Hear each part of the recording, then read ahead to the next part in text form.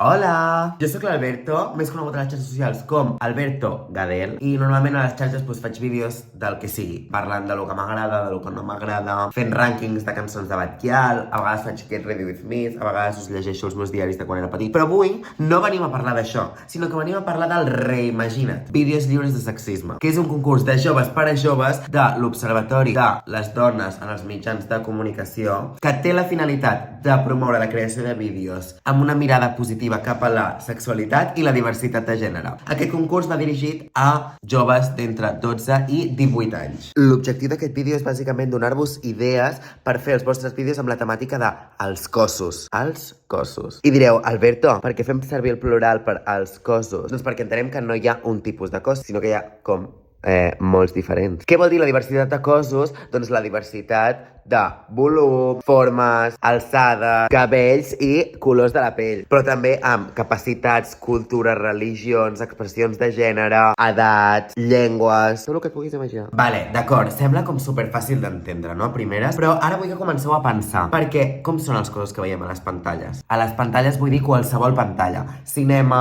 televisió, el mòbil, és a dir, a les xarxes socials, on sigui. Com són els cossos de les persones que tenen més reconeixement social? Superar la normativitat. Què volem veure? Cada cos és diferent. De fet, cada un és únic. Així com la manera que tenim d'expressar-nos, que cada un té la seva, cada un té el seu propi cos. No us ha passat mai que estàveu mirant algun TikTok o algun anunci o alguna i de cop us heu començat a comparar amb aquella persona? Si està més prima, si està més grassa, amb el color dels cabells, amb tot. Sabeu per què és això? Perquè en els llocs de referència, és a dir, anuncis, tele, Instagram, TikTok, etc., no us heu fixat que sempre surt la gent amb el mateix tipus de cos? Si sempre veiem gent explicant-nos com ens hem de depilar o fent-nos un tutorial de maquillatge que sempre és igual, creieu que això ens afecta a l'hora de veure si algú és guapo o no?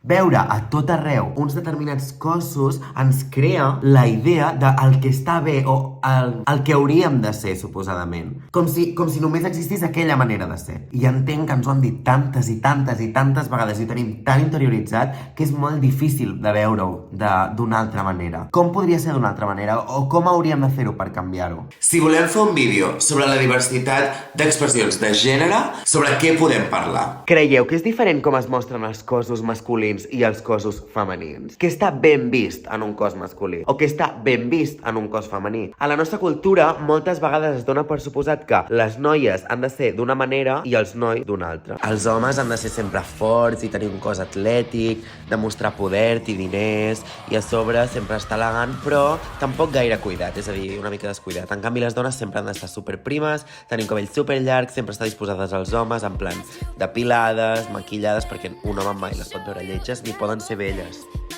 Sabeu què és l'expressió de gènere? Mira, anem a buscar-ho un moment amb l'ordinador. L'expressió de gènere és la forma en què cada persona expressa el seu gènere a través de l'aspecte, els gustos, el comportament, etc. Es refereix a com ens expressem i a com som percebuts. Com som percebuts / percebudes pels altres. Existeixen diferents tipus d'expressió de gènere. L'expressió de gènere masculina, l'expressió de gènere femenina i les expressions de gènere andrògines. Jo crec que un tema molt guai afegir als vostres vídeos seria l'expressió de gènere, perquè és una cosa tan complexa, de la que es parla tan poc. Hi ha una sèrie molt guai on surten tots aquests temes, i més dels que parlarem en aquest vídeo, Eufòria. Literalment crec que és de les meves sèries preferides per lo guai que tracten els temes d'expressions de gènere, gent amb cossos superdiferents, amb cultures superdiferents, que simplement veus la seva vida com si fos la teva. No és en plan, soc el personatge gras o soc el personatge gay, sinó que simplement soc un personatge gay al qual em passen coses. Continuem amb el vídeo. I què passa amb els cossos de les persones trans, les no binàries? Creieu que estan representades? Com estan representades? Què creieu que cal ensenyar? Com es deu sentir una persona que no encaixa en l'estàndard d'home o de dona? Si els personatges que hi ha literalment tot arreu són o homes o dones. Clar, aquesta persona no es pot donar per al·ludida o per representar representada o per identificada. Si volem fer un vídeo sobre la diversitat de formes, alçades, volums,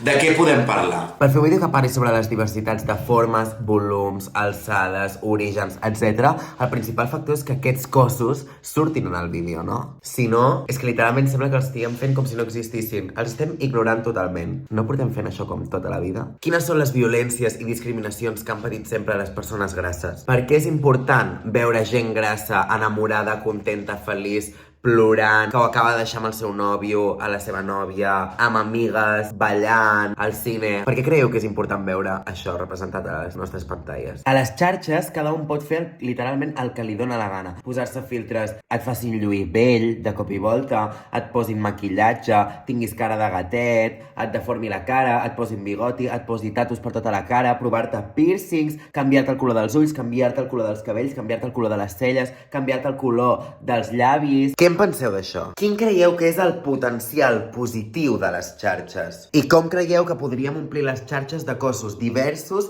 i, sobretot, reals? Dos creadors de contingut que m'encanten perquè es mostren tal com són l'Andrea Compton i la Nadine Romero. Són dues persones grasses, però que el seu contingut no gira al voltant d'això, que simplement són influencers que ensenyen la seva vida o que parlen sobre pel·lis i sèries, però que els és igual no tenir un cos normatiu. Sense voler-ho, s'han convertit en referents molt potents. Si volem fer un vídeo sobre les diversitats de capacitats, de què podem parlar? Què vol dir diversitat de capacitats? Hi ha moltes situacions i formes de funcionar diferents. I una no té per què ser la més vàlida que l'altra. El fet es produeix igual. Qui necessita anar d'un lloc a un altre ho pot fer amb crosses, amb cadira de rodes, amb bastó. Qui necessita llegir alguna cosa ho pot fer en braille, amb ulleres, com aquestes tan xules, o amb lupa. Qui s'ha de comunicar ho fa amb llengua de signes o amb un comunicador, etc, etc, etc. Creieu que hi ha tòpics i estereotips sobre les persones amb discapacitats? Com podríem desmuntar-los? Teniu alguna discapacitat? O potser teniu algun amic, familiar, etc, amb alguna discapacitat? En cas que sí, heu parlat amb aquella persona mai per preguntar-li com es sent o què li agradaria dir al món? Molt probablement tingui coses a reclamar. Com podria ser un vídeo en el qual les protagonistes fossin persones amb diferents discapacitats tant físiques com mentals? Per exemple, autisme o una persona en cadira de rodes, etc.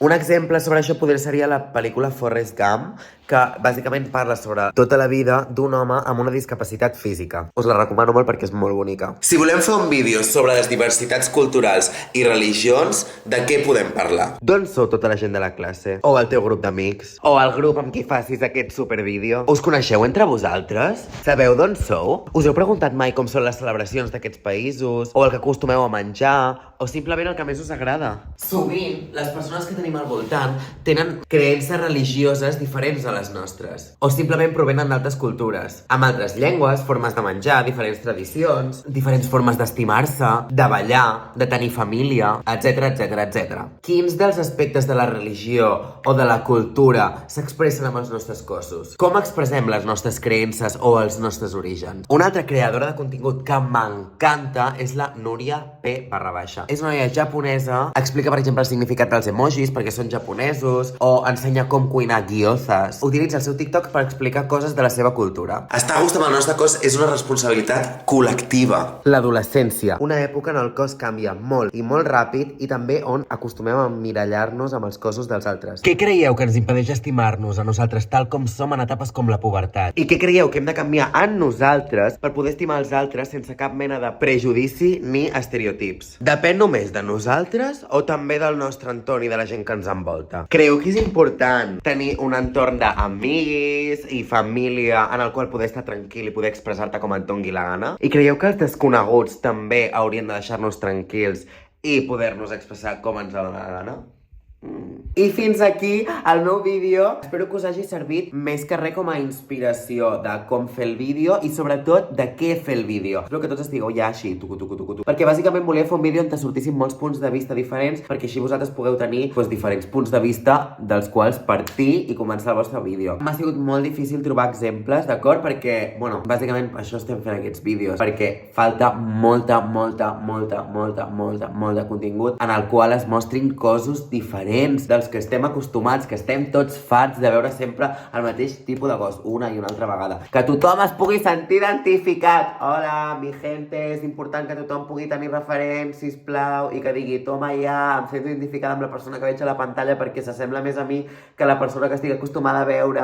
Ara sí que no m'enrotllo. Esperem rebre els vostres vídeos sobre com enteneu i què us agradaria veure dels cossos. Recordeu que es tindrà en compte tenir una mirada positiva cap a la diversitat de cossos i sobretot que digueu com us agradaria que les coses canviessin. També us heu de recordar que han d'anar dirigits a gent d'entre 12 i 18 anys, vale? Que heu de tenir, o sigui, un públic de la mateixa edat que vosaltres. I ara sí que per últim us recomano mirar el vídeo de la Mar, l'arroba Pelillos a la Mar, que parla sobre els cossos lliures de sexisme. Un vídeo xulíssim, m'encanta. Per tant, ale, a veure'l i a gravar.